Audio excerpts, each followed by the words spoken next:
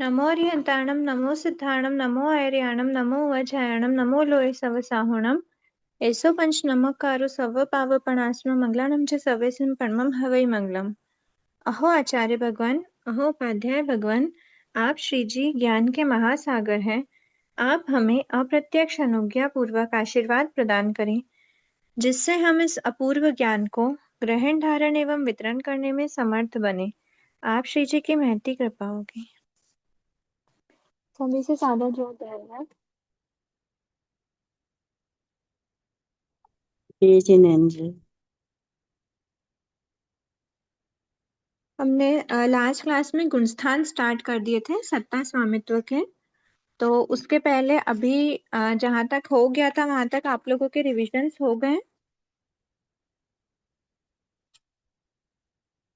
तो हम लोग ये गुणस्थान वाले जो है पहला दूसरा में कितने कितने सत्ता योग्य प्रकृतियां हो सकती हैं, नियमा भजना, ये सब हम देखें। उसके पहले आप लोग का एक बार ये पुराना पूरा रिकॉल हो गया हो, इसमें किसी की कोई डाउट हो तो फिर हम देख लेते हैं, नहीं तो हम एक बार फर्स्ट गुण स्थान से फिर से स्टार्ट कर लेंगे। और ये प्रकृतियों का वापस रिवीजन हम नहीं ले रहे, क्योंकि प्रकृतियां हमने लगभग 2 बार ले लिए थे शायद रिवीजन में, और उसके बाद हम जैसे जैसे गुणस्थान में करते जाएंगे तो फिर वो प्रकृतियां भी इंक्लूड होती जाएंगी कि कहाँ तक उनकी सत्ता है, कहाँ तक उनकी सत्ता, जब तक उनकी सत्ता रहती है तब तक उस गुणस्थान तक हमको सत्ता योग्य प्रकृतियों में उन प्रकृतियों को इंक्लूड करना है।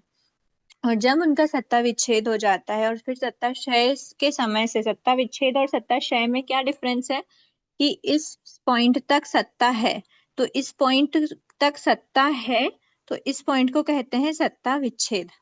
और अगले समय में सत्ता नहीं होती, उस पॉइंट को बोलते हैं सत्ता क्षय।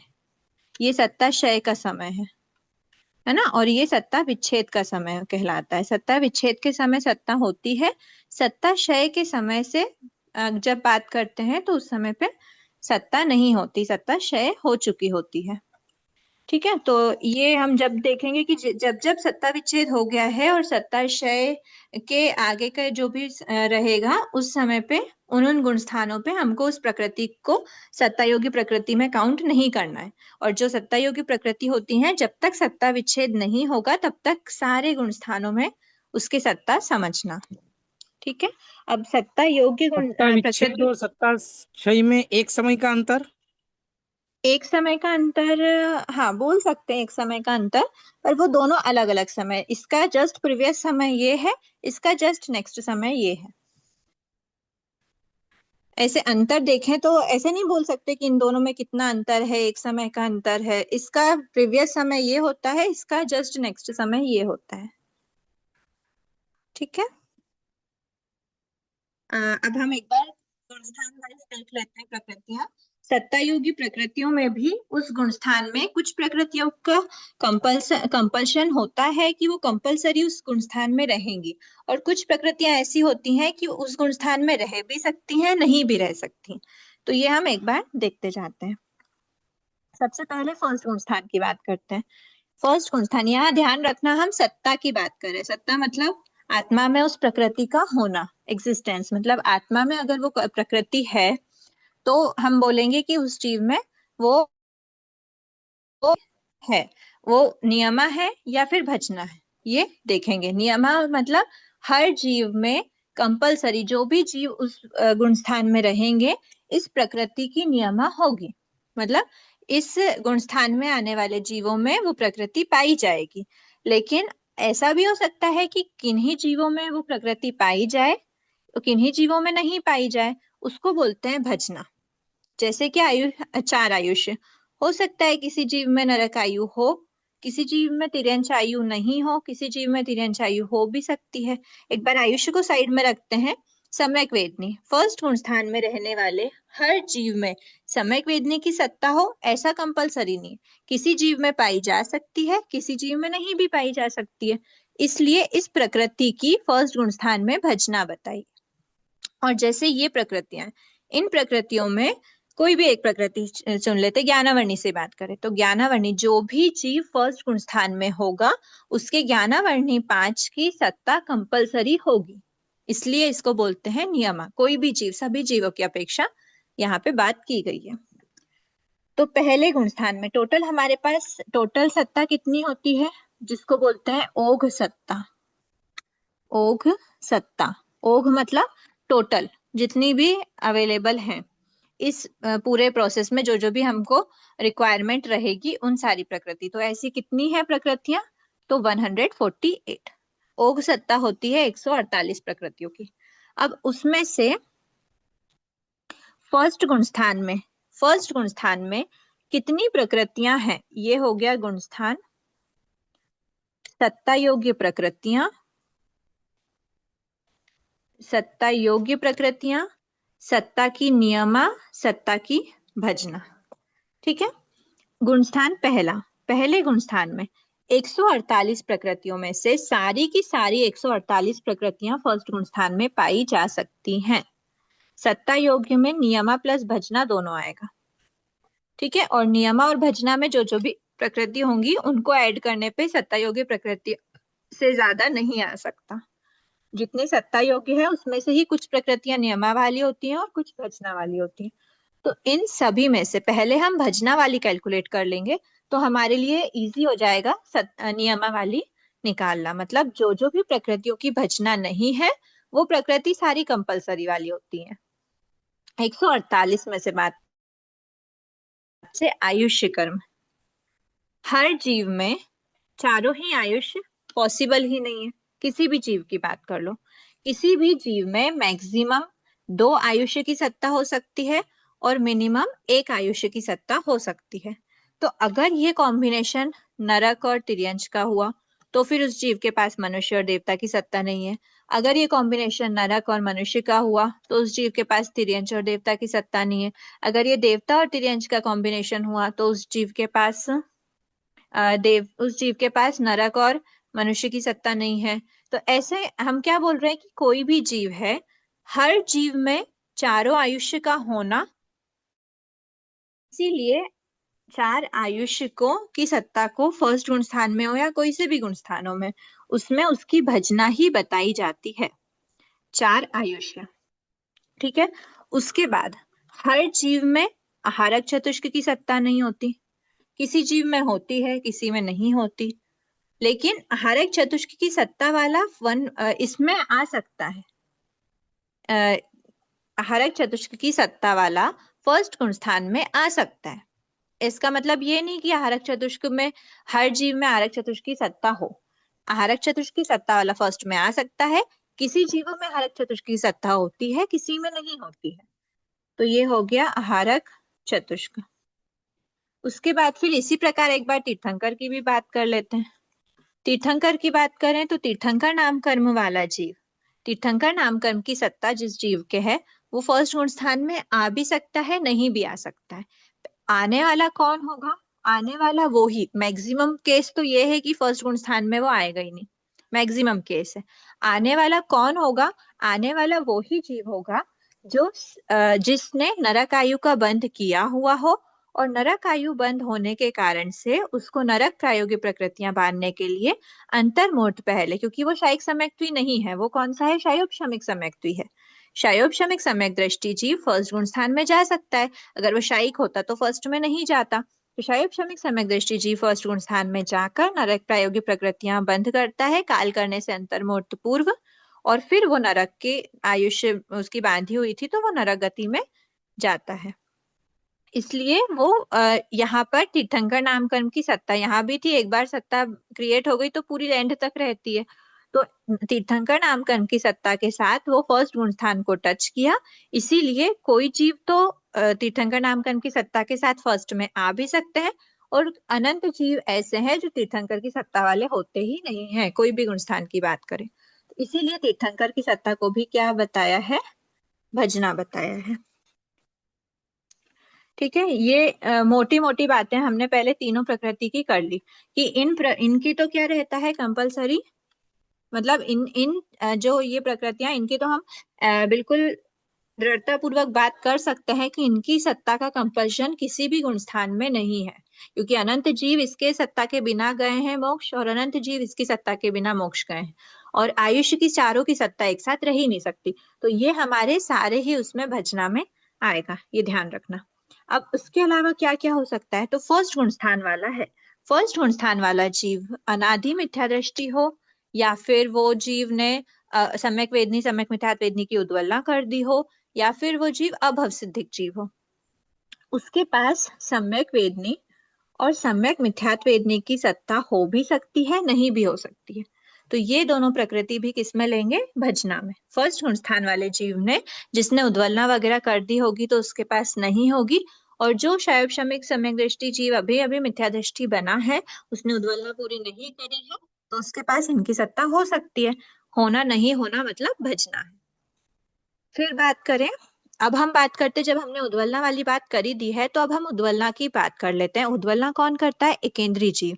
एकेंद्रीय जीव करता है। एकेंद्रीय जीव में हमने बताया सेकंड गुण स्थान भी होता है, सेकंड गुण स्थान भी होता है कर्म ग्रंथ के अकॉर्डिंग।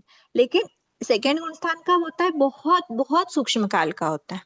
बहुत सूक्ष्म काल ऐसा कि शरीर पर्याप्त से पर्याप्त हुए बिना ही वो खत्म हो जाता है। और हमको उद्वलना करने के लिए कम से कम पीएबी काल चाहिए। तो अगर वो इतने काल तक एकेंद्री में रह रहा है, मतलब वो फर्स्ट गुण स्थान वाला ही होगा। तो फर्स्ट गुण स्थान वाला एकेंद्रीय जीव, उनमें अगर उद्वलना नहीं करी तो सत्ता होगी, और उद्वलना कर दी तो सत्ता खत्म हो जाएगी। किस किस की उद्वलना होती है, तो देखो क्रम से एक बार जाते हैं, हमको क्रम भी ध्यान में आ जाएगा। आहारक चतुष्क की उद्वलना की बात करते हैं, सम्यक वेदनी की करते हैं, और सम्यक मिथ्यात्व वेदनी की बात करते हैं। ये हमने तीनों प्रकृतियां ऊपर लिख ली हैं। फिर हम बात करते हैं, अगला नंबर किसका आता है, भूल गए। आप लोग अनम्यूट कर सकते हैं अपने आप को, ऑप्शन आ रहा है ना। हम्म, देवद्विक की होती है उद्वलना।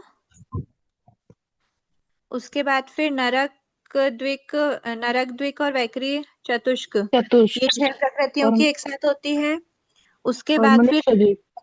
अगर वो तेजस देवकाय वायुकाय जीव हैं, तो उनमें पहले किसकी होती है, उच्च गोत्र उच्च गोत्र गोत्र, और फिर मनुष्य जी। मनुष्य द्विक। ठीक है, तो ये कितनी प्रकृतियां हो गई, दो ये, 6 ये, 7, मतलब दो ये हो गई 8, 9, 10, 11, ये 11 प्रकृतियां हो गई। तो इन 11 प्रकृतियों को अगर उद्वलना नहीं की तो सत्ता होगी, उद्वलना कर दी तो सत्ता नहीं होगी। तो ये भी किस में डालेंगे, भजना में डालेंगे। तो ये 11 प्रकृतियां, ये वाली, ये भी इसमें आ जाएंगी। 11, 12, 13, 14, 14, 4, 18, 18, 4, 22, कितनी हो गई टोटल, 22 प्रकृति हो गई भजना में। ठीक है, अब ये 22 प्रकृति अगर भजना में है, टोटल प्रकृति में से 22 भजना वाली प्रकृति हटा दें तो 126 प्रकृति नियमा वाली होती हैं। कौन कौन सी होती हैं, ज्ञानावर्णी 5, दर्शनावर्णी 9, वेदनी 2, मोहिनी कर्म की 2 प्रकृति, क्योंकि 2 हमने यहाँ पर बात कर ली है। उसके बाद फिर मोहिनी मोहिनी वेदनी मोहिनी आयुष्य, आयुष्य की चारों बात यहाँ पर कर ली। नाम कर्म, नाम कर्म में हमने शरीर में से यहाँ पे वैकरी ले लिया है। अच्छा, पहले गति लेना है ना, तो गति में मनुष्य और देव यहाँ पर चले गया, तिर्यंश यहाँ पर लेंगे। अच्छा, नरक भी इधर ही आ गया ना, क्योंकि उद्वलना वाली होती है भी। तो नरक मनुष्य देव तीनों की बात कर ली, तो यहाँ पे तिर्यंश द्विक बची। मतलब तिर्यंश द्विक, इससे क्या समझ आ रहा है कि तिर्यंश गति, तिर्यंश गति नामकर्म, तिर्यंश अनुपूर्वी नामकर्म, इसकी सत्ता हर फर्स्ट गुण स्थान वर्ती जीव में कंपलसरी होती ही होती है। जाति 5, औदारिक चतुष्क, तेजस त्रिक, कार्मण त्रिक, सनन 6, संस्थान 6, वर्णादि 20, विहायोगति 2, और पराघात अष्टक में तीर्थंकर छोड़ के 7 प्रकृतियां। उसके बाद फिर बचे त्रस और स्थावर, तो त्रस की 10, स्थावर की 10। उसके बाद गोत्र कर्म में नीच गोत्र अंतराय 5। इन 126 प्रकृतियों की सत्ता फर्स्ट गुण स्थानवर्ती जीव में कंपलसरी होगी, कोई भी जीव हो उसमें इन प्रकृति 126 की प्रकृति की सत्ता तो कंपलसरी रहेगी रहेगी सारे ही जीवों में। ठीक है, ये हो गई। अब सेकंड गुण स्थान की बात कर लेते हैं, यहाँ तक किसी के कोई डाउट तो नहीं है।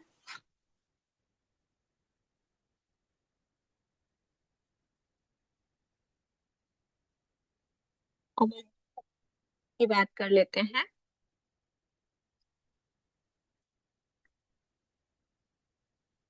सेकंड गुण स्थान में क्या देखना है? सेकंड गुण स्थान, आप लोगों को लिंक बैठ रही है कि नहीं बैठ रही है? नहीं तो हम थोड़ा सा और आराम से करें, क्योंकि इतने दिन की लिंक टूटी है। हो सकता है आप लोग का रिवीजन हुआ हो, नहीं भी हुआ हो। समझ में आ रहा है ये अभी जो चल रहा है? दीदी एक बार हाँ फिर आ से रहा बता है। दीजिए ना। दीदी तीर्थंकर नामकरण का क्या एक्सप्लेनेशन आप दिए थे कि फर्स्ट गुण स्थान में आने का? तीर्थंकर नाम कर्म की सत्ता सबसे पहली बात तो सभी जीवों में होती ही नहीं है। इनकी हाँ सत्ता, हमने कहा कि इनकी सत्ता हर गुण स्थान में भजना ही होगी। कोई भी गुण स्थान हाँ उठा लो, क्योंकि तीर्थंकर की सत्ता के बिना भी जीव मोक्ष पधारे, अनंत जीव मोक्ष पधारे। तो एक पॉइंट तो वो ही क्लियर हो गया कि भजना हाँ है। और दूसरा ये कि तीर्थंकर की सत्ता वाला भी अब कहने को ये हो जाएगा कि तीर्थंकर की सत्ता है, उसके बाद भी क्या जीव मिथ्या दृष्टि बन सकता है? तो सिर्फ तभी बनता है जब वो जीव को नरक गति, उसकी नरक आयु ऑलरेडी बंधी हुई है तो उसको नरक गति में जाना पड़ेगा। नरक गति में जाने के अंतर मुहूर्त पूर्व वो, मतलब ऐसा जीव का नियम होता है कि जिस भी गति में जाते हैं उस गति के प्रायोग्य प्रकृतियों का बंध करते हैं काल करने के अंतर मुहूर्त पहले। अगर कोई जीव हाँ को देव गति में जाना है तो वो देव प्रायोगिक प्रकृतियों का बंद करेगा अपने आयुष्य के लास्ट अंतर मुहूर्त में। ऐसा होता है। तो अब ये जीव क्या था? शायोग शमिक था, क्योंकि शायिक वाला तो फर्स्ट में जाएगा नहीं। शायिक वाला एक बार शायिक समिक्त के उसने मिथ्यात्व की सत्ता ही खत्म कर दी तो वो फर्स्ट में कैसे जाएगा? लेकिन हाँ शायोग शमिक के पास सत्ता है तो वो फर्स्ट गुण स्थान में जाता है। क्यों जाता है? क्योंकि उसको नरक प्रायोगिका बंद करना है, और हमने देखा नरक प्रायोगिका बंद विच्छेद फर्स्ट गुण स्थान में हमने कर दिया था। अगर वो सेकेंड थर्ड फोर्थ वगैरह वगैरह में रहता तो वो नरक गति नामकरण का बंद नहीं कर पाता। उसको नरक गति नामकरण का बंद करने के लिए फर्स्ट गुण स्थान में आना पड़ता है। अंतर्मुहूर्त के लिए नरक प्रायोगिका बंद करता है, फिर से वो फोर्थ गुण स्थान में जाकर तीर्थंकर नामकरण का बंद कंटिन्यू करता है। ठीक है? मैडम तो एक इस जय जी मैडम, आपने बताया गति वो देव गति या नर गति में दो ही गति वो करते हैं बंद, और मनुष्य गति तीन गति, ये क्या फार्मूला है मैडम इनका? तो मैक्सिमम किसके आयु लिए? दो, आपने बताया मैक्सिमम दो ही आयु बंद कर सकते हैं, दो नहीं करते हैं आयु में।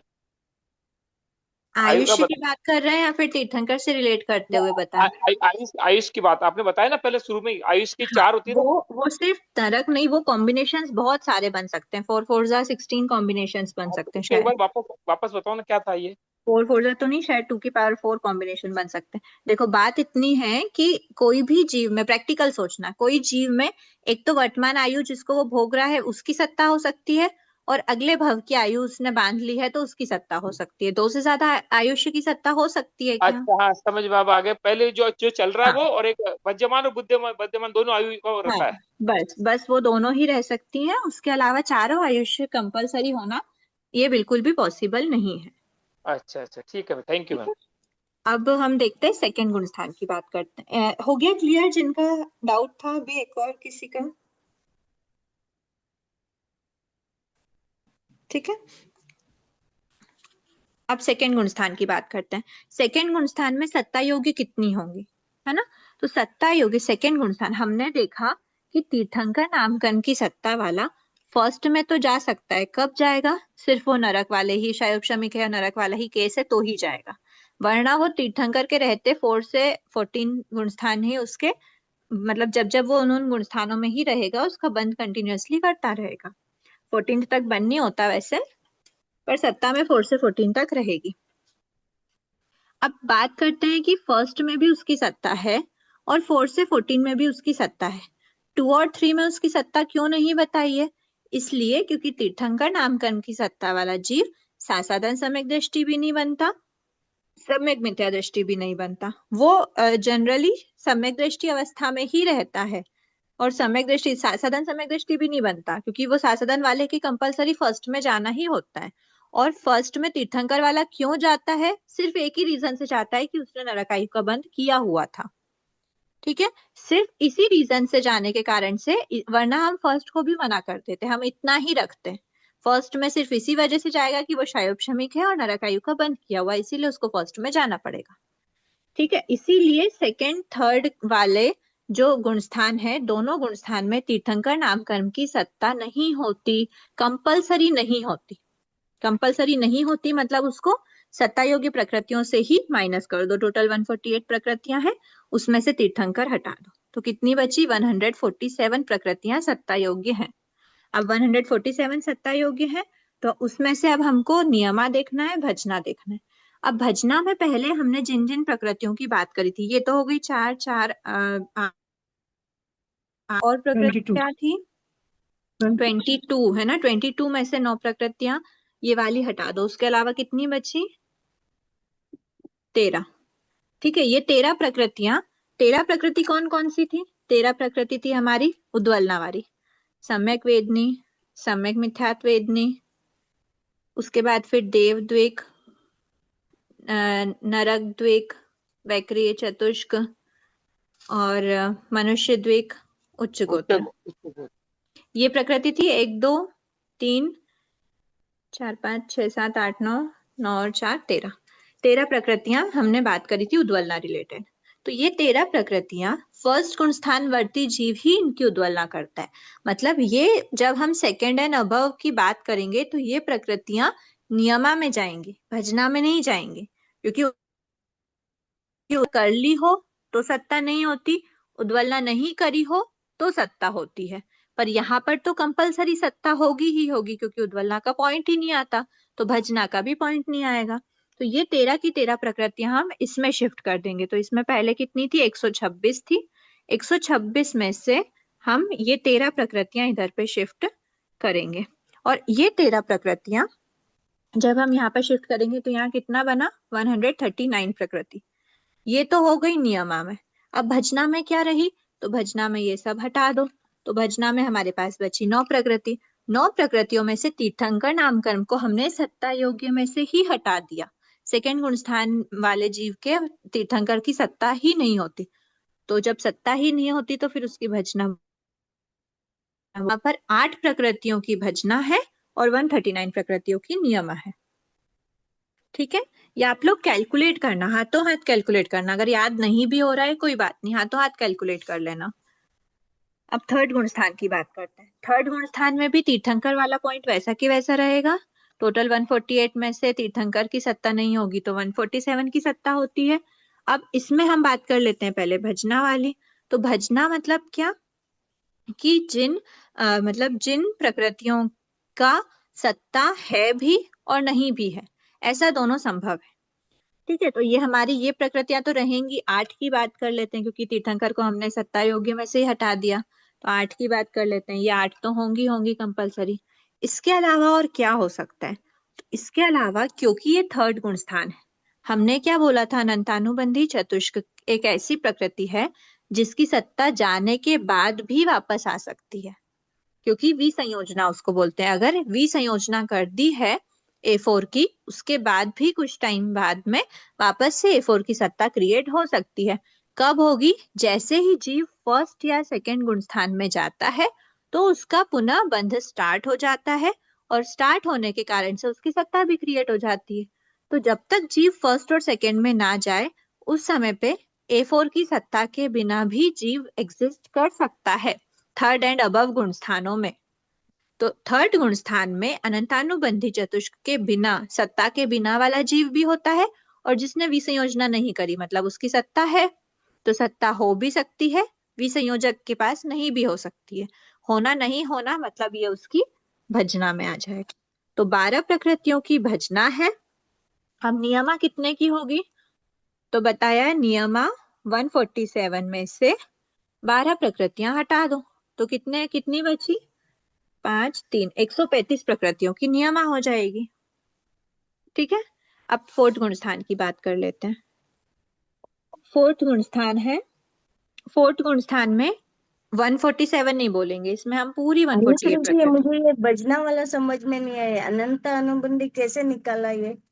देखो, भजना का मतलब क्या होता है? सत्ता हो भी सकती है, नहीं भी हो सकती। सत्ता का होना और नहीं होना, दोनों बातें जहां आती हैं उसको हम बोलते हैं भजना। सत्ता की भजना है, बराबर। अब सत्ता की भजना मतलब किसी जीव में उसकी सत्ता है, किसी जीव में नहीं है। गुणस्थान कौन सा है? तीसरा। तीसरे गुण स्थान में ऐसा कोई जीव मान लेते हैं, एक जनरल जीव की बात करते हैं। थर्ड गुण स्थान में जो भी जीव होते हैं उनकी सत्ता होती है हाँ होती, वो तो दूसरे स्थान में ही खत्म हो जाती है ना। सत्ता खत्म नहीं होती, बंध खत्म होता है। हाँ। सत्ता खत्म नहीं होती, सत्ता रहती है ऊपर तक भी। तभी तो हम बोलते हैं ना, अगर प्रथमोपशम सम्यक्त्वी जीव है, प्रथमोपशम से वो थर्ड गुण स्थान में गया, थर्ड गुण स्थान में हम्म क्या, प्रथमोपशम में तो उसका सिर्फ क्षयोपशम हुआ था, A4 हम्म की सत्ता हम्म कहाँ क्षय हुई थी। और यहाँ पे हम्म थर्ड गुण स्थान में आने पे भी उसका क्षयोपशम रहता है, वहां पे उसका बंध हम्म स्टार्ट नहीं होता। साधन में हम्म जाए तो बंध स्टार्ट होता है। ठीक है, बाकी उदय भी स्टार्ट हो ही जाता है। नहीं, उदय नहीं होता है, क्षमा याचना, उदय नहीं होता, उदय भी सेकंड तक ही होता है A4 का। ठीक है, तो सत्ता है, बात इतनी है कि थर्ड गुण स्थान में A4 की सत्ता है। और कौन से जीव में, क्या ऐसे भी कोई जीव होते हैं जिनमें A4 की सत्ता नहीं हो थर्ड गुण स्थान में? तो ऐसे जीव होते हैं विसंयोजक। जिन जीवों ने A4 की विसंयोजना कर दी है और वो थर्ड गुण स्थान में आए, तो ऐसे जीवों में तो सत्ता होगी ही नहीं। अगर ऐसे जीव सेकेंड गुण स्थान में आए तो फर्स्ट समय से ही वो उसका बंध कर लेते हैं, बंध कर लेते हैं मतलब सत्ता क्रिएट हो गई, तो वहां पर तो सत्ता की नियमा है। लेकिन यहाँ पे आके भजना हो गई, क्योंकि विसंयोजक, इसके आगे भी आप भजना देखोगे, विसंयोजक जीव जहां तक एग्जिस्ट कर सकता है वहां तक A4 की भजना बोलेंगे। ठीक है। एक अनुष्य जी, ये पूछना था मेरे को कि A4 हाँ। की अभी विसंयोजना बोलेंगे या क्षय बोलेंगे? कि मतलब द्वितीयोपशम कर रहा है वो जीव, वो यदि तीसरे जीव स्थान में आएगा तो वो क्षय बोलेंगे उसको या विसंयोजक ही बोलेंगे? विसंयोजना डिफरेंट है, क्षय डिफरेंट है। मतलब बात एक ही होती है कि आत्मा से सत्ता हटा दी, पर हाँ। स्पेशली अगर वो द्वितीयोपशम प्राप्ति के लिए कर रहा है तो फिर वो उसकी सत्ता से खत्म वाला जीव होना चाहिए, मतलब या तो उसने क्षय किया हुआ हो या फिर उसका विसंयोजना वाला हो। मतलब हम तो ऐसा नहीं बोलते, हम जब बोलते हैं ना कि द्वितीयोपशम की प्राप्ति की योग्यता, तो उसमें हम क्या बोलते हैं द्वितीयोपशम की प्राप्ति में, कि वो 24 की सत्ता वाला होना चाहिए।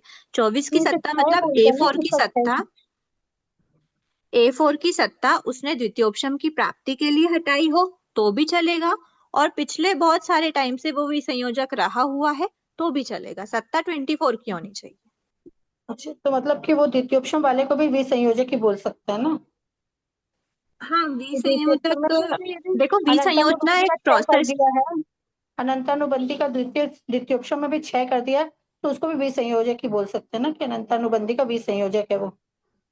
हाँ, वैसे ऐसे प्रमाणित है नहीं कि उसको बोल सकते हैं कि नहीं बोल सकते हैं। अभी तक प्रमाणित हो तो भी मिच्छामि दुक्कडम, अभी तक आया नहीं है, तो उसको जैसा है वैसा ही बोलना ठीक है, उसमें क्यों हाँ, घुमा उतार करना, क्योंकि बस इतना है कि 24 द्वितीयोपशम की वाला भी सत्ता हो। जब आ रहा है ना, द्वितीयोपशम वाला ही आएगा तीसरे गुण स्थान में। द्वितीयोपशम वाला ही है, जब वापस तीसरे गुण स्थान में आएगा तभी उसके अनंतानुबंधी की ऐसी सत्ता कोई की बात बढ़ना नहीं रहेगी। है, ऐसी कोई अच्छा, ये बात नहीं, विसंयोजक जीव भी विसंयोजक ही थर्ड गुण आएगा, स्थान में आ हाँ ही सकते हैं। हाँ हाँ, विसंयोजक भी आ सकता है। विसंयोजक विथआउट द्वितीयोपशम भी आ ही सकता है। हाँ। ठीक है, तो सत्ता हो भी सकती है, नहीं भी हो सकती है, इसीलिए हमने उसको भजना में रखा। हो गया क्लियर जिनका डाउट था? अब हम देखते हैं फोर्थ गुण स्थान। फोर्थ गुण स्थान में 148 प्रकृतियां सभी की सभी सत्ता हो सकती हैं, क्योंकि तीर्थंकर नाम कर्म है, हारक चतुष्क है, ये सब की सत्ता वाले भी फोर्थ में आ ही सकते हैं, सभी की सत्ता हो सकती है। अब इसमें से भजना कितने की होगी? भजना अगर हम हटा देंगे तो रिमेनिंग हमारा नियमा हो जाएगा। तो 148 में से कंपलसरी 9 को तो हम रख ही लेते हैं। कौन सी 9 होंगी? A4, हारक चतुष्क और तीर्थंकर। इनकी सत्ता से रहित जीव भी फोर्थ गुण स्थान में हो सकते हैं। अब उसके अलावा अब फोर्थ गुण स्थान में हमारे पास कितने कितने टाइप के जीव होते हैं ये देख लेते हैं। फोर्थ गुण स्थान में हमारे पास, अभी सबसे बेसिक की बात कर लेते हैं जो अभी हमने पढ़ा, A4 का विसंयोजक जीव भी हो सकता है। फिर उसके बाद हमारे पास क्षयोपशमिक जीव भी हो सकता है, शायिक सम्यक्त्वी जीव भी हो सकता है। ठीक है, उसके बाद हमारे पास प्रथमोपशम वाला भी हो सकता है, द्वितीयोपशम, शायिक हमने बात कर ही ली है। ठीक है, और फिर उसके बाद तीर्थंकर की सत्ता वाला भी हो सकता है, आहारक चतुष्क की सत्ता वाला भी हो सकता है। ऐसे डिफरेंट डिफरेंट टाइप के जीव हमारे फोर्थ गुण स्थान में पाए जा सकते हैं। तो A4 का विसंयोजक जीव है, मतलब इसकी सत्ता हो भी सकती है, नहीं भी हो सकती है। इसको डाल देते हैं A4 को। आहारक चतुष्क की तीर्थंकर नाम कर्म की हमने बात कर ही ली है इनका भी कंपल्शन नहीं है, मतलब हो भी सकते हैं नहीं भी हो सकते हैं। अगर क्षयिक सम्यक्त्वी जीव है, क्षयोपशमिक है, तो उसके पास D7 की सत्ता है कंपल्सरी। लेकिन क्षयिक सम्यक्त्वी जीव में D7 की सत्ता नहीं होती। तो कोई जीव क्षयिक सम्यक्त्वी है तो उसके D7 की सत्ता, D7 मतलब A4 तो हमने लिख ही लिया, D3 और लिख लो। D3 की सत्ता हो भी सकती है नहीं भी हो सकती। क्षयिक सम्यक्त्वी होगा तो नहीं होगी, कोई दूसरे जनरल है क्षयोपशमिक है तो होगी। प्रथमोपशम द्वितीयोपशम ये भी इसी में इंक्लूडेड हो गई। इन दोनों के A4 की, इसमें तो A4 की सत्ता हो ही सकती है, इसमें A4 की सत्ता से रहित जीव होते हैं। तो मतलब होना नहीं होना सारी बातें आ गई। तो हमने क्या देखा, ये 9 प्रकृतियां, उसके बाद फिर अनंतानुबंधी चतुष्क और दर्शन त्रिक, मतलब 9+7 तो हो गई 16 प्रकृतियां। तो ये 16 प्रकृतियों की भजना है। तो नियमा किसकी होगी, तो 148 माइनस जब 16 कर देंगे भजना वाली, तो हमारे पास बची 132 प्रकृति। तो ये 132 प्रकृति की नियमा होगी, 16 प्रकृति की भजना होगी। ठीक है, ये जब भी आपको लगे तो इसको अलग अलग से कैलकुलेट करना। 4th गुण स्थान है, क्या क्या हो सकता है क्या क्या नहीं हो सकता है। 9 प्रकृति की तो हमको हमेशा बात करनी ही है, उसके अलावा कौन कौन सी प्रकृतियों की सत्ता के बिना भी हो सकता है। ठीक है, अब 5th गुण स्थान की बात कर लेते हैं। एक बार 5th इसी में देख लेते हैं। 5th गुण स्थान वाला क्या होता है। 5th गुण स्थान वाला भी 148 की सत्ता योग्य है, और उसके बाद उसमें भी विसंयोजक पाया जा सकता है, क्षयोपशमिक पाया जा सकता है, क्षयिक, प्रथमोपशम, द्वितीयोपशम, तीर्थंकर वाला और बिना तीर्थंकर वाला, आहारक चतुष्क और बिना आहारक चतुष्क, तो ये सभी पाए जा सकते हैं। तो जैसा हमने 4th की बात करी वैसा की वैसा हम 5th की भी बात कर लेंगे। अब अगर हम 6th की भी बात करें तो 6th में भी एक बार देख लेते हैं। 6th में भी ऐसा सब हो सकता है क्या, ये भी हो ये भी हो, हाँ ये सब हो सकते हैं। उसके बाद यहाँ पर सब हो सकते हैं क्या, तो यहाँ पर जब हम देखेंगे तो ये क्या है, 6th गुण स्थान है। ठीक है, 6th गुण स्थान में, हाँ ठीक है, 6th गुण स्थान की चलो एक बार अलग से बात करते हैं इसको। 4th 5th तक हमने क्लियर कर लिया।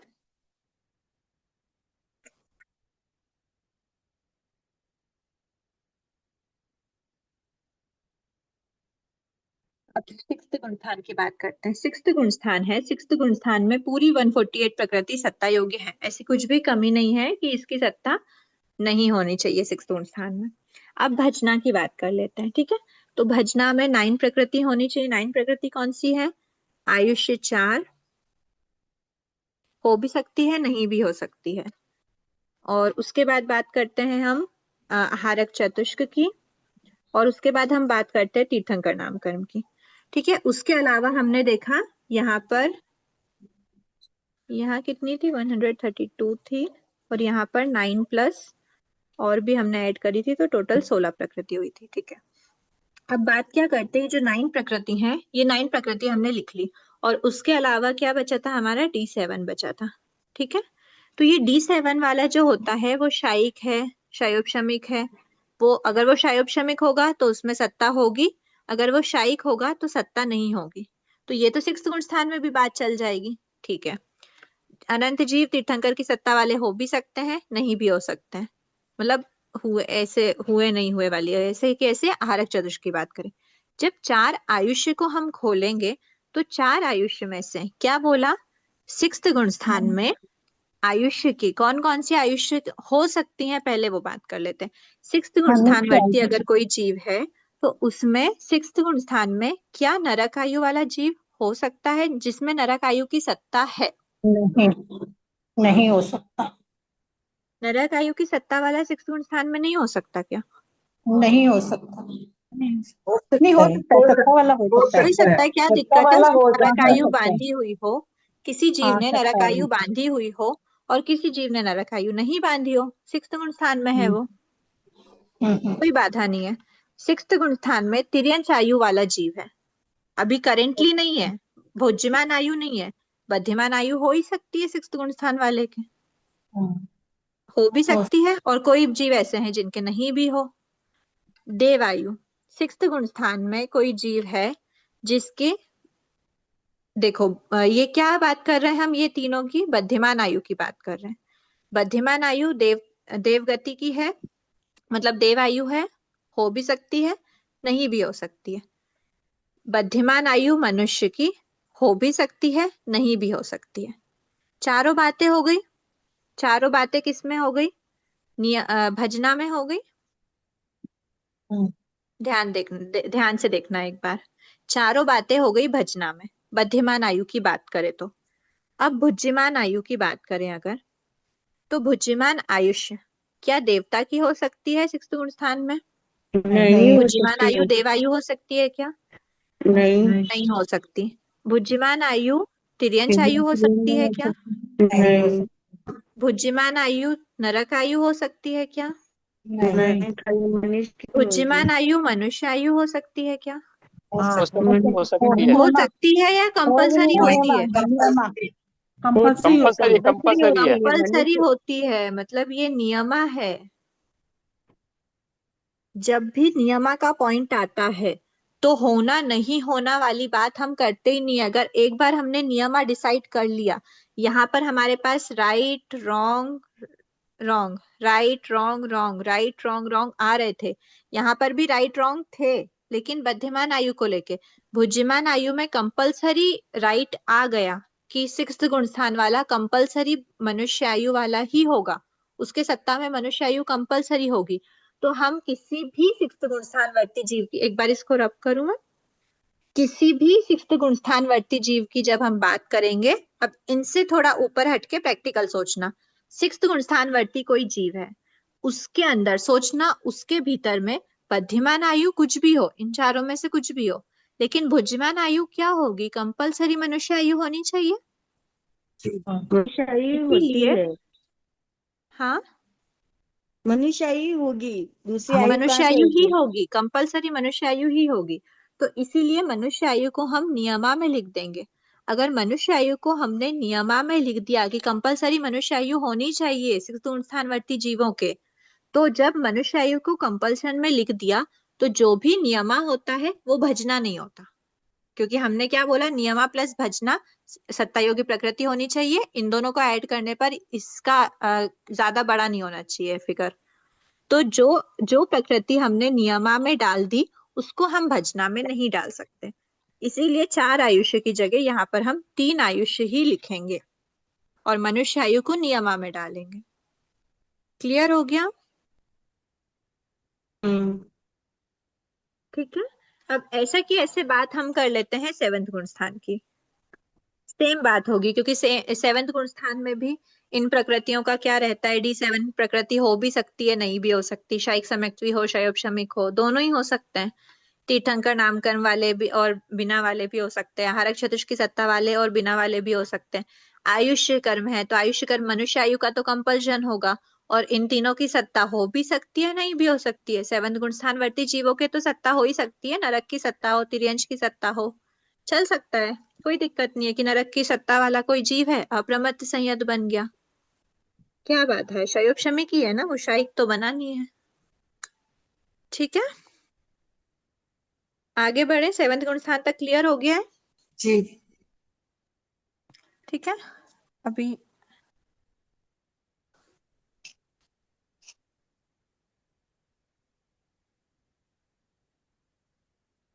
ठीक है, तो ये प्रकृति कितनी हो गई फिर? 16 प्रकृति थी, 16 में से एक आयुष नियमा में डाल दी, तो ये 132 प्रकृति में से नियमा एक ऐड हो गई तो 133 बन गई, और 16 में से एक हटा दी तो 15 बन गई। ठीक है, अब 8 गुण स्थान की बात करते हैं। 8 गुण स्थान है। 8 गुण स्थान में कौन कौन से जीव? 8 गुण स्थान में कितनों की सत्ता होना कंपलसरी है, मतलब कितने सत्ता योग्य हैं। तो हम देखेंगे कि जो भी 8 गुण स्थान कौन से श्रेणी वाले, और श्रेणी कौन चढ़ सकता है? या तो द्वितीयोपशम सम्यक्त्वी जीव चढ़ सकता है या फिर शायिक सम्यक्त्वी जीव चढ़ सकता है। इन दोनों में ही किसकी सत्ता नहीं होती? अनंतानुबंधी चतुष्क की सत्ता होती नहीं है, कंपलसरी नहीं होती, वो ही जीव श्रेणी का आरोहण कर सकते हैं। दूसरी बात, जिस भी जीव को उपशमक या शपक श्रेणी आरोहण करना है, द्वितीय उपशम या शायिक सम्यक्त्वी जीव को, उस जीव के बद्धायु क्या होनी चाहिए? या तो अबद्धायु हो, या फिर बद्धायु है तो कौन सी आयुष्य होनी चाहिए? ओनली देवायु। ठीक है, देव आयु होना कंपलसरी है। तो कंपलसरी देव आयु होना बद्धायु है, मतलब बद्धिमान आयुष्य, बद्धिमान नहीं, जो बद्धायु ही बोलेंगे ना, कि जो बंधी हुई आयु है वो देवायु होनी चाहिए। और करंट आयु क्या है? मनुष्य आयु। तो इन दोनों की तो क्या होगी? नियमा होगी, नियमा नहीं होगी, सॉरी, इसकी देवायु की भजना भी हो सकती है, क्योंकि अबद्धायु हो तो फिर देवायु की भजना हो जाएगी, मनुष्य आयु की नियमा होगी। लेकिन बात ऐसी कर रहे हैं कि श्रेणी का आरोहण करने वाले जीव में ये दो आयुष्य ही हो सकती है, इनके अलावा नरक आयु और तिर्यंच आयु की जब हम बात करेंगे तो वो कंपलसरी नो कर दिया जाता है। कंपलसरी नो है मतलब सत्ता से हटा दो।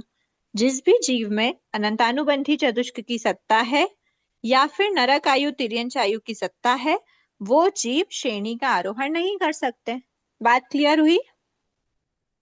जब हाँ। ऐसे जीव श्रेणी का आरोहण नहीं कर सकते तो इनके पास सत्ता भी नहीं होगी, मतलब 148 में से 8 माइनस, सॉरी 4 अनंतानुबंधी चतुष्क माइनस करना है और 2 आयुष्य माइनस करना है। तो ऐसी कुल 6 प्रकृतियां माइनस करने पे 142 की सत्ता योग्य प्रकृतियां ही हमको मिलती हैं। किसमें? 8th गुण स्थान में। ठीक है, अब जो 8th गुण स्थान वाले होंगे वही आगे 9th में जाएंगे, वही 10th में जाएंगे, और वो ही उपशमक श्रेणी वाले किस में जाएंगे? चलो एक बार, अच्छा 9th 10th को बात नहीं करते हैं, 8th की बात करते हैं, 9th 10th को इंडिविजुअल देख लेंगे। 8th गुण दीदी स्थान हो गया सत्ता दीदी योग्य बुक की। तिर्यंच आयु और नरक आयु क्यों लिखा है? 8वां 9वां 10वां, अच्छा इसमें एक साथ दे दिया इसलिए।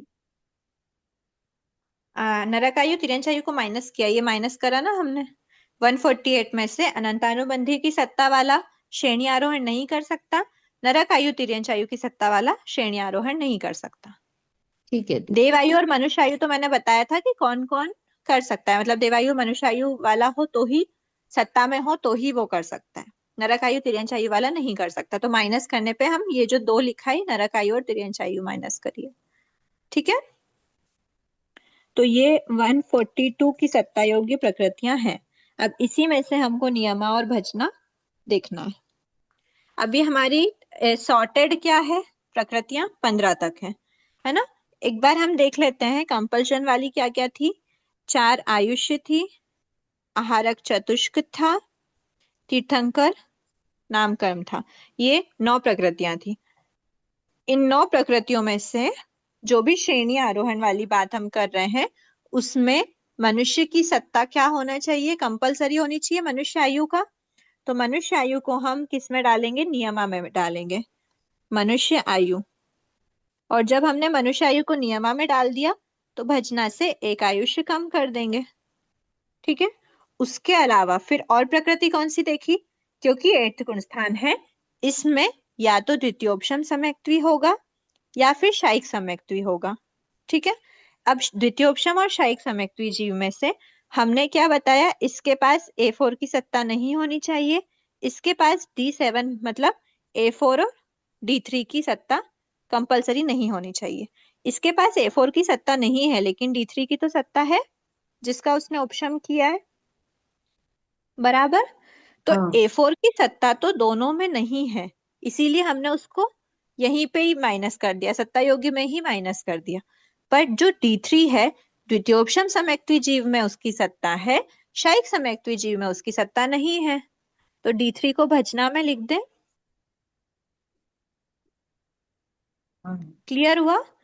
3 आयुष्य, आहारक चतुष्क, तीर्थंकर, ये तो हमने देख लिया। इसके अलावा क्या? तो इसके अलावा अनंतानुबंधी चतुष्क भी था, लेकिन उस अनंतानुबंधी चतुष्क को हमने ओ ग्रुप से मतलब इस गुणस्थान का जो ओ ग्रुप है, सत्ता योग्य प्रकृतियां, उसी में से हमने उसको माइनस कर दिया। जब इसी में से माइनस कर दिया तो हमको भजना लिखने की आवश्यकता है ही नहीं, कंपलसरी माइनस कर दिया गया है उसको। लेकिन D3 हो भी सकता है, नहीं भी हो सकता है, D3 को हमने भजना में डाल दिया। क्लियर हुआ? आयुष्य में तिर्यंच आयु भी तो नहीं होगी ना? हाँ हाँ हाँ हाँ, एक बार जैसे हमने ये D3 का माइनस किया है वैसे ही यहाँ पर जो देव आयु, यहाँ पर जो हमने मनुष्य आयु को नियमा में डाला था, शेष 3 आयु थी, तिर्यंच आयु थी, नरक आयु थी, देव आयु थी, उसमें से भी हमने ओ ग्रुप में ही उसको क्या कर दिया? माइनस कर दिया, नरक आयु और तिर्यंच आयु को। तो यहाँ पर हमारे पास सिर्फ एक ही आयुष्य बची, कौन सी? देवायु। ठीक है। अब ये देवायु का भजना, इसका क्या अर्थ हुआ? देवायु के भजना मतलब जो भी जीव 8th गुण स्थान में आते हैं उनके भीतर में देवायु की सत्ता हो भी सकती है, नहीं भी हो सकती। अबद्ध आयु है तो देवायु की सत्ता नहीं होगी, मनुष्य आयु की सत्ता होगी। लेकिन अगर बद्धायु है तो देवायु की सत्ता होगी, मनुष्य आयु की भी होगी। तो मनुष्य आयु तो दोनों में कंपल्शन है, देवायु की भजना है। ठीक है। तो एक आयुष्य, आहारक चतुष्क, तीर्थंकर नामकर्म और D3 कितनी हुई? 1, 5, 6, 9। टोटल 9 प्रकृतियों की क्या बताइए? भजना बताइए। अब 9 प्रकृतियों की भजना हो गई तो फिर यहाँ पर नियमा कितनों की होगी?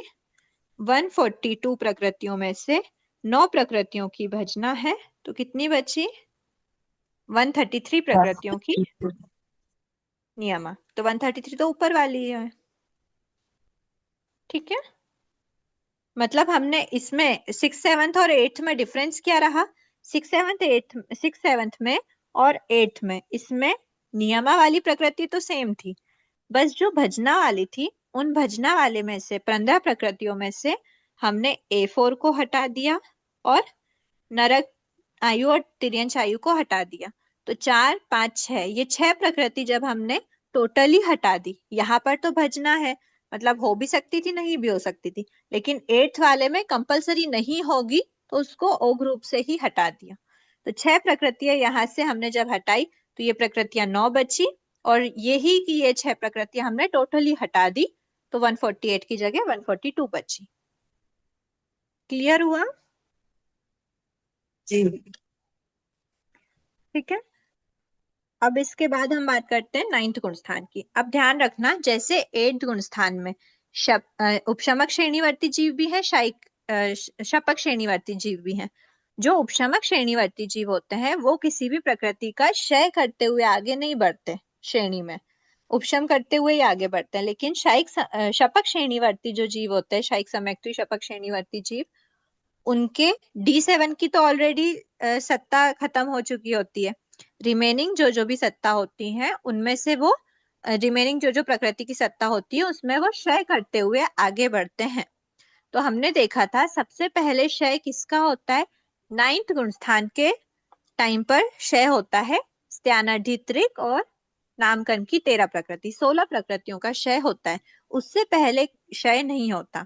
उससे पहले तक क्षय नहीं होता मतलब उस पॉइंट के पहले तक, चाहे वो उपशमक श्रेणीवर्ती जीव हो या शपक श्रेणीवर्ती जीव हो, उनमें वो सत्ता रहती है।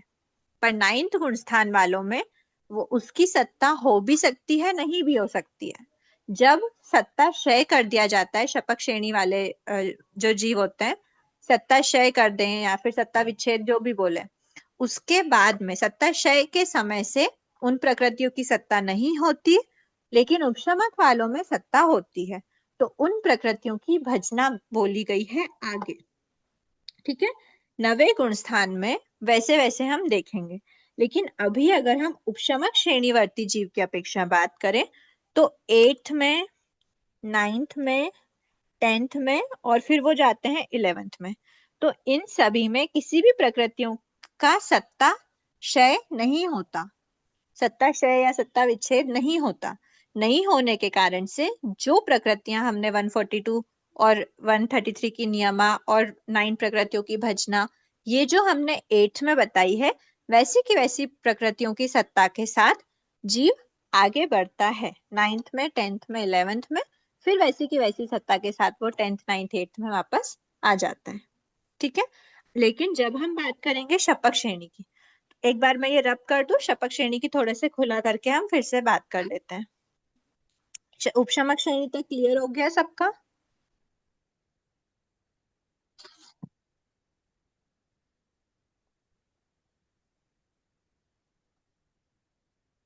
शपक श्रेणी में हमें प्रकृतियों का क्षय करते जाना है, प्रकृतियों का क्षय करते जाएंगे तो जिस पॉइंट पर वो प्रकृतियों का क्षय कर दिया गया है, मतलब जो सत्ता क्षय का जो पॉइंट है उस समय से, सत्ता क्षय के समय से उसकी सत्ता की क्या हो जाएगी, हो भी सकता है नहीं भी हो सकता है।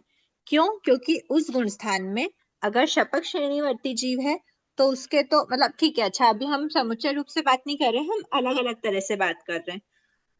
उपशमक श्रेणी हमने बात अलग कर दी, अब शपथ श्रेणी की बात कर लेते हैं। शपथ श्रेणी का 8वां गुण स्थान, शपथ श्रेणी का जो 8वां गुण स्थान है उसमें कितनी प्रकृतियों की सत्ता होगी? टोटल हमारे पास 148 प्रकृतियां हैं, ठीक है। इसमें कौन कौन सी प्रकृति वाले मतलब कौन कौन सी प्रकृति का क्षय करके 8 गुण स्थान में आते हैं? शपथ श्रेणी है मतलब शायिक समेक्ट्री होगा, शायिक A4 समेक्ट्री और जीव के पूरे नरकायु D7 की सत्ता खत्म हो D3 जाती है। और 3 पूरे आयु। D7 पूरे D7 की सत्ता खत्म हो गई होती है ना शायिक समेक्ट्री के, ठीक है। उसके अलावा फिर क्या है, ये जो शपथ श्रेणी वाला जीव है, शपथ श्रेणी आरोहण करके कहाँ जाना है, उसको मोक्ष जाना है। मनुष्य, हाँ। तो मोक्ष जाना है मतलब ये जो आयुष्य बंध करता है, मतलब जो आयुष्य के साथ में उसकी जिसकी सत्ता है वो सिर्फ और सिर्फ क्या होगी, मनुष्यायु ही होगी, क्योंकि ये जीव क्या है, अबद्धायु जीव है। अबद्धायु है इसीलिए उसी भव में मोक्ष जा रहा है। तो अबद्धायु है, ओनली मनुष्यायु की सत्ता है, मतलब क्या हुआ, 3 आयु को हम सत्ता में से हटा दें। दर्शन सप्तक की सत्ता नहीं होती बिकॉज शायिक समेक्ट्री जीव है, उसी भाव में मोक्ष जाना है, इसीलिए 3 आयुष्य की सत्ता भी नहीं होती, ओनली मनुष्यायु की सत्ता होती है, अबद्धायु होता है वो जीव, ठीक है। तो ऐसे 10 प्रकृतियों को माइनस करने पे हमें 138 प्रकृतियां सत्ता योग्य मिलती हैं, ठीक है। अब इन 138 प्रकृति में से कितनी प्रकृतियों की भजना है, उसके अलावा जो भी है उसको हम नियमा में डाल देंगे। कितनी प्रकृतियों की भजना है, तो बताया है कि हम क्या बात करते हैं, 4 आयुष्य की बात करते हैं, आहारक चतुष्क की बात करते हैं, तीर्थंकर नामकर्म की बात करते हैं जनरली, कि इनकी हम भजना बोलते हैं।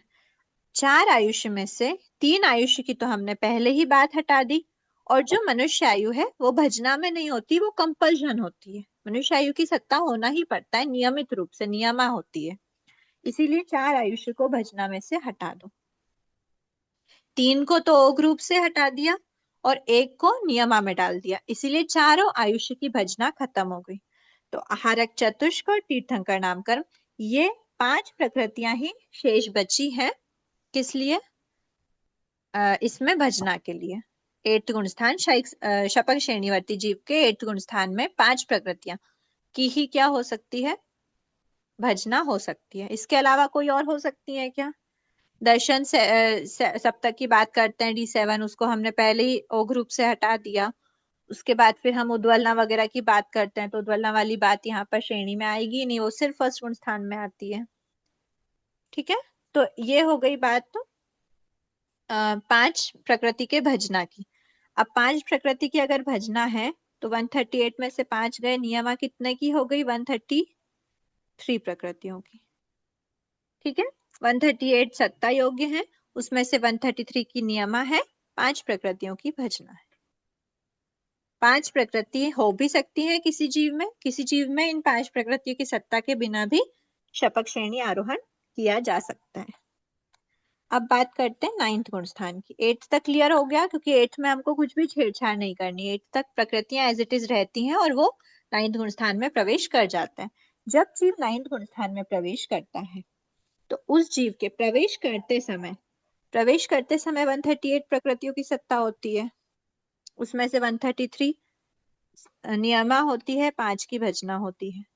उसके बाद फिर वो आगे बढ़ते बढ़ते बढ़ते बहुसंख्य भाग व्यतीत हो, एक संख्यतम भाग शेष रहे और संख्य स्थितिघात बोला है कि स्थिति बंद बोला है, उसी वर्ड को प्रयोग करें हम, स्थितिघात बोला है, दोनों बात एक ही होती है, लेकिन यहाँ पर जो लिखा है संख्य स्थितिघात के पश्चात क्या करते हैं जीव, किसका क्षय करते हैं, 16 प्रकृतियों का, ठीक है। 16 प्रकृतियों को अगर सत्ता से ही हटा देते हैं तो हम 138 में से 16 को माइनस कर सकते हैं। होंगे ना, पहले मध्यम 8 होंगे ना। हाँ। सप्तम आठ सॉरी, सबसे पहले मध्यम आठ कक्षाएं जाती हैं, उसके बाद फिर 16 प्रकृतियां जाएंगी। ठीक है, तो सबसे पहले ये फर्स्ट पॉइंट से लेकर यहाँ तक तो क्या होगा, यहाँ तक 138 की पूरी सत्ता रहती है, 133 नियमा और 5 प्रकृति की भजना।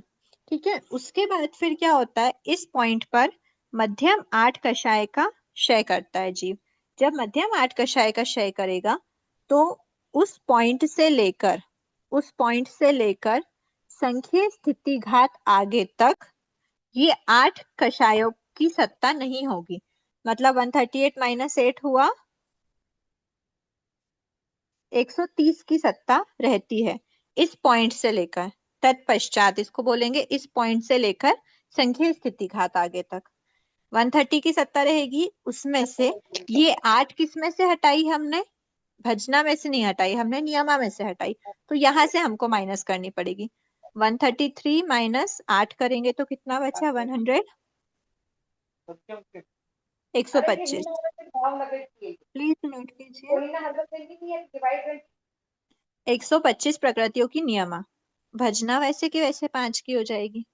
अब उसके बाद क्या करा, उसके बाद इस संख्या स्थिति घात के पश्चात 16 प्रकृतियों का क्या कर देता है जी, सत्ता क्षय करता है, सत्ता विच्छेद करता है। तो सत्ता विच्छेद करने पर सत्ता विच्छेद पॉइंट तक, इन 16 प्रकृतियों के सत्ता विच्छेद पॉइंट तक, कहां से, 8 प्रकृतियों के मध्यम आठ कषाय के सत्ता क्षय से लेकर 16 प्रकृतियों के सत्ता विच्छेद तक। समझ आया? पहले क्या बात करी हमने, इसको यहां बना लेते हैं, ये 9th गुण स्थान है।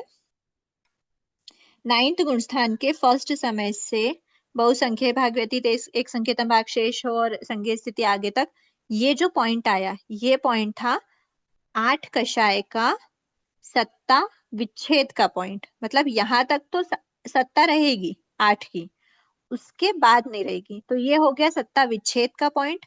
सत्ता विच्छेद के पॉइंट तक 138 की सत्ता है।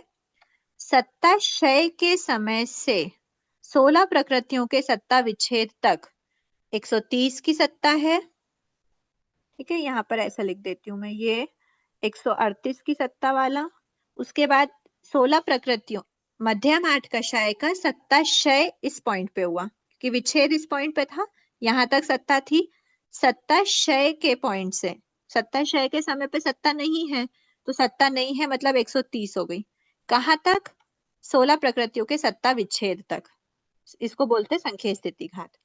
तो यहां तक 16 प्रकृतियों के सत्ता विच्छेद तक 130 प्रकृति हैं। उसके बाद यहां से संख्या स्थिति घात आगे तक, मतलब कहां तक, तो 16 प्रकृतियों के सत्ता क्षय से अगला किसका नंबर आता है, सबसे पहले नपुंसक वेद का। तो 16 प्रकृतियों के सत्ता क्षय से लेकर नपुंसक वेद के सत्ता विच्छेद तक कितनी प्रकृतियां होंगी, 16 का क्षय हो चुका है, मतलब 130 माइनस 16 कितनी बची, 114। ठीक है, अब 114 है, यहाँ पे माइनस करते जाएंगे, 125 में से 16 माइनस करेंगे तो 109 बचेंगी, ये 5 एज इट इज चलेगा। फिर बचे आगे, अब यहाँ पर आया नपुंसक वेद का सत्ता विच्छेद हुआ, सत्ता विच्छेद तक 114 थी। सत्ता विच्छेद के बाद क्या होता है, अगला समय सत्ता क्षय। तो ये पॉइंट को यहाँ समझ लेना, सत्ता क्षय से लेकर नपुंसक वेद के सत्ता क्षय से लेकर स्त्री वेद के सत्ता विच्छेद तक कितनी होंगी, यहाँ पर 114 थी, तो अब यहाँ पर 113 होगी।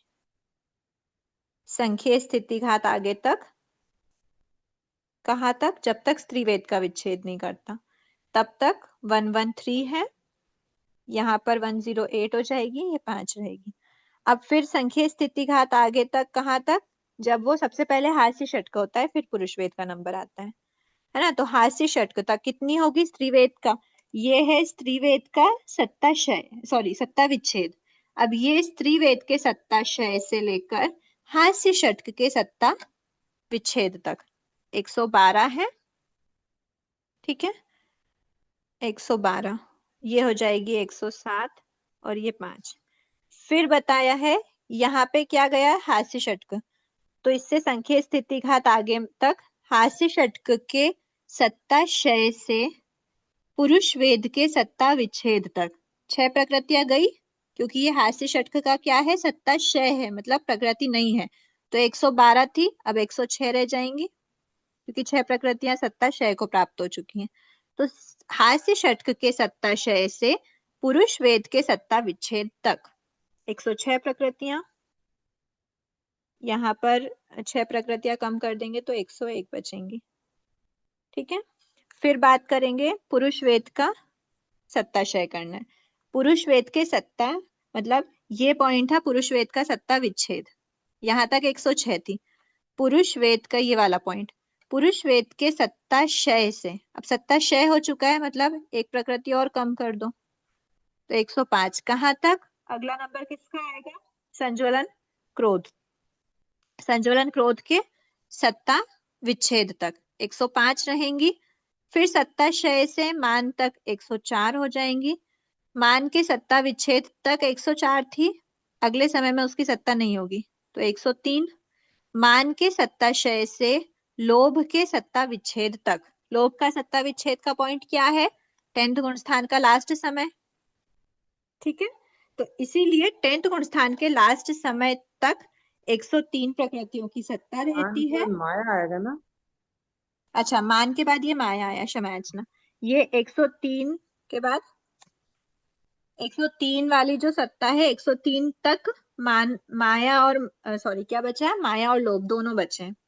और फिर उसके बाद माया के सत्ता क्षय से लेकर लोभ के सत्ता विच्छेद तक 102, मतलब ये 10th गुण स्थान है।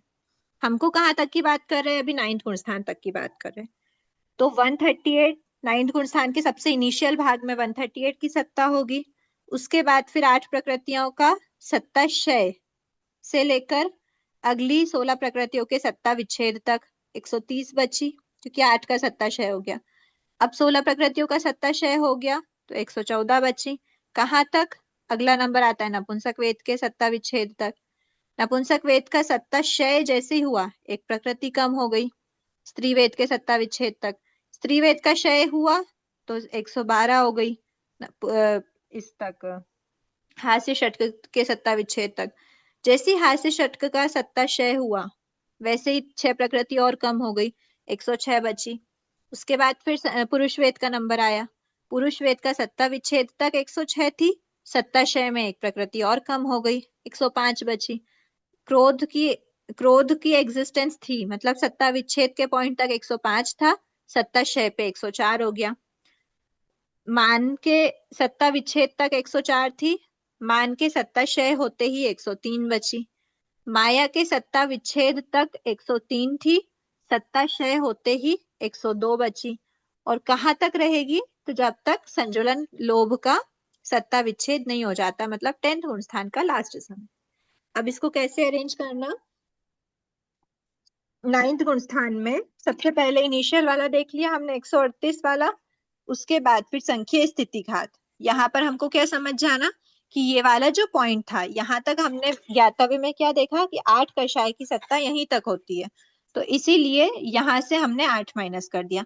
इसमें क्या देखा कि 16 की यहीं तक होती है, तो यहाँ से हमने 16 माइनस कर दिया। फिर इसमें देखा कि यहाँ तक ही नपुंसक वेद की होती है, तो फिर यहाँ पर 1 माइनस किया। यहीं तक स्त्री वेद की होती है तो यहाँ पे 1 माइनस कर दिया। हास्य षटक की यहीं तक सत्ता होती है तो अगले वाले में हमने हास्य षटक का हटा दिया। अच्छा, इसमें ना एक बात ध्यान रखना कि ये जो संख्या स्थितिघात बताया, उसमें हास्य षटक का जो सत्ता के बाद से लेकर पुरुष वेद की सत्ता का जो बीच का गैप होता है, वो संख्या स्थितिघात तो रहता है, लेकिन स्पेसिफिकली बता दिया एक समय न्यून 2 आवलिका तक। ठीक है, ये मैं आपको अगली क्लास में बताने के भाव रखती हूँ, अभी टाइम बहुत हो गया, इसको अभी इतना ही रखना, फिर मैं उसको डिटेल में बता दूंगी। एक समय न्यून 2 आवलिका तक का जो काल है, वो हास्य षटक और पुरुष वेद के सत्ता क्षय होने के बीच का डिफरेंस का काल है। उसके बाद फिर एक कम हो गया पुरुष वेद, तो ये 105 बची।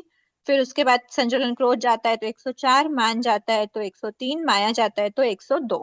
तो ये क्या हो गया, 9वें गुण स्थान का जो रिमेनिंग अंतर्मुठ काल था, वहां पे भी 102 है, 97.5। और फिर माया का यहाँ पर क्या हुआ है, सत्ता क्षय हुआ है। यहाँ पे सत्ता क्षय माया का हुआ, लेकिन अभी लोभ का नहीं हुआ है। तो लोभ के जब तक रहेगा 102 तक किसकी सत्ता थी? माया की सत्ता है और यहीं तक रहती है। उसके बाद यहाँ तक माया की सत्ता खत्म हो गई है ना, यहीं तक हो गई। 103 जहां तक था तब तक माया की सत्ता थी। जैसे ही लास्ट अंतर्मुहूर्त बचा तब माया की सत्ता खत्म हो गई, ओनली लोभ की सत्ता है। तो लास्ट अंतर्मुहूर्त में भी लोभ की सत्ता थी, उसके बाद 10 में गए तब भी सिर्फ लोभ की सत्ता है। तो ये दोनों इक्वल रहते हैं, 102 और 102। ये देखो, इसको ऐसे समझ लेना, ये पूरा 9th गुणस्थान चल रहा था। इस पूरे 9th गुणस्थान में क्रम से हमने मध्यम आठकशाय, फिर 16 प्रकृति, फिर नपुंसक वेद, फिर स्त्री वेद, फिर हास्य षटक, फिर पुरुष वेद, फिर क्रोध, मान और माया को क्षय किया। माया को क्षय करने के बाद भी एक अंतर्मुहूर्त काल रह जाता है 9वें का, और फिर 10वें का अंतर्मुहूर्त काल रहता है। तो इतने काल में इसमें भी 102 प्रकृति की सत्ता होती है और ये 10वें में भी 102 प्रकृति की सत्ता होती है। ठीक है, ये बात यहाँ पे कही गई है कि लास्ट अंतर्मुहूर्त में भी 102 है और 10वें गुणस्थान में भी 102 की सत्ता होती है। फिर संचलन लोभ की सत्ता चली जाती है। तो फिर उसके बाद फिर शपक श्रेणी का 12वां गुणस्थान आता है, तो फिर उसमें हम आगे देखते हैं। एक बार ये कंप्लीट कर दूं क्या? इजी था क्योंकि हम कर चुके हैं इसको। जो 12वें के हमने देखा था, द्विचरम समय होता है, अनुदयमान प्रकृति होती है निद्रा द्विक, उसको हम द्विचरम समय में नेक्स्ट क्लास में मैं एक बार और फिर से ले लूंगी, और जो नेक्स्ट अभी उसको हम कंप्लीट कर लेते हैं। 10वां गुणस्थान है, 10वें गुणस्थान में 102 है, और यहाँ पर जितनी भी थी 97 होनी चाहिए, 97 और 5। ठीक है, तो यहाँ पर संजुलन लोभ का क्षय हो जाता है 10वें के लास्ट पर।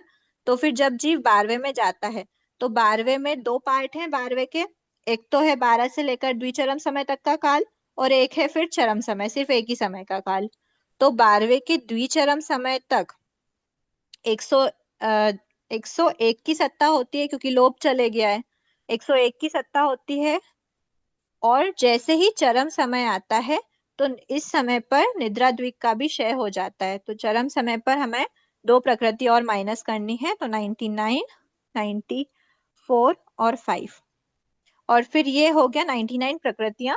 इसके साथ वो जीव 13वें गुणस्थान में जाता है। 13वें गुणस्थान में 99 प्रकृतियों में से, क्योंकि ये 12th गुणस्थान है, तो ज्ञानावर्णी 5, दर्शनावर्णी की 4 बची, क्योंकि यहाँ पर हो गया क्षय, और इन 14 प्रकृतियों का क्या कर देता है? चरम समय में क्षय कर देता है।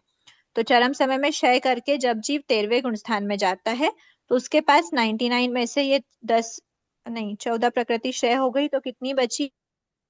85 प्रकृतियों के साथ वो 13वें गुणस्थान में आता है। 85 प्रकृति की सत्ता में से 80 की तो होती है नियमा, और 5 प्रकृति की होती है भजना। ठीक है, उसके बाद जब जीव 13 गुणस्थान के बाद 14th में जाता है, क्योंकि 13 में कोई कभी सत्ता क्षय नहीं करता, डायरेक्ट उसको द्विचरम समय में उससे करना है, स्त्रीभुक संक्रमण वाली करना है अनुदयमान प्रकृति। तो 14th गुणस्थान में द्विचरम समय तक, और हो गया लास्ट समय, एक चरम समय हो गया, तो द्विचरम समय तक वो कितनी 85 की सत्ता वाला ही होता है, और चरम समय में वो जितनी उदयमान होती हैं उनको ही बचाता है, बाकी सबको वो द्विचरम में ही एंड कर देता है। तो टोटल हमने देखा था कितनी प्रकृतियां? 72 प्रकृतियों को वो द्विचरम समय में स्त्रीभुक संक्रमण द्वारा क्षय कर देता है। तो 85 में से 72 गई, तो चरम समय के लिए सिर्फ 13 प्रकृति ही बचती हैं। चरम समय में 13 प्रकृतियों की सत्ता कंपल्सरी होती है, 3 की भजना होती है। ये मैं नेक्स्ट क्लास में डिटेल में बता दूंगी। ठीक है, वैसे वो समझ ही आ रहा है। ये 5 में से क्या थे? आहारक, अच्छा अभी वेदनी कर्म में कंफ्यूजन होगा ना, इसको हम बाद में करते हैं। ठीक है, तो ये बात हो गई यहाँ तक की कि 14वें गुणस्थान के द्विचरम और चरम में हमको ऐसे अरेंज करना है। ठीक है, एक बार हम लोग ये वाला पार्ट फिर से ले लेंगे नेक्स्ट क्लास में, अभी टाइम ऊपर हो गया था। आज जितने ही रखते हैं। अभी लास्ट जो आपका गैप था उसमें आपने शायद पढ़ाई कुछ करी होगी, अगर उसमें से जो भी पढ़ाई के डाउट्स हैं तो एक बार आप फिर से देखना, हम लोग नेक्स्ट क्लास में उनको डिस्कस कर लेंगे।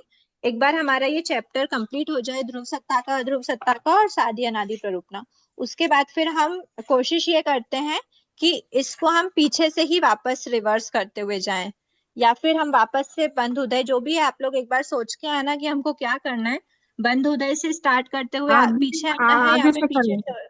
दीदी, बंद उदय से स्टार्ट करेंगे ठीक है, तो आगे वापस से। एक बार हाँ सब लोग कोशिश करना, सब लोग मतलब अपना अपना ओपिनियन लेके आना, जैसा भी होगा हम लोग जो भी मेजोरिटी रहेगी उस हिसाब से।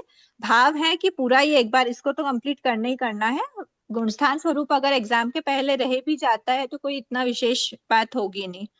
बाकी इसको तो हम एक बार फिर से ले लेंगे रिवीजन में। 3 के बाद ठीक है, रिवीजन शुरू करेंगे, है ना? 4 तारीख से रिवीजन शुरू करेंगे तो। जैसा भी हमारे पास टाइम रहे उस अकॉर्डिंग, क्योंकि पीछे एग्जाम भी आ रही है। हाँ ओके। ठीक है, आज इतना ही रखते हैं। अहो आचार्य भगवान, अहो उपाध्याय भगवान, आपकी कृपा से जो ज्ञान हमने सीखा है वह ज्ञान हमारे भीतर विनय की अभिवृद्धि करे, सहनशीलता का विकास करे, सरलता को बढ़ाए, हम निष्प्रह बने, अनासक्त बने, यत्नशील बने, पांचों इंद्रियों पर विजय प्राप्त करें और शीघ्र ही परम वितरागता को प्राप्त करें। हमसे हुई अविनय यातना के लिए क्षमा करें। आप सभी से भी क्षमा याचना। जय जिनेंद्र।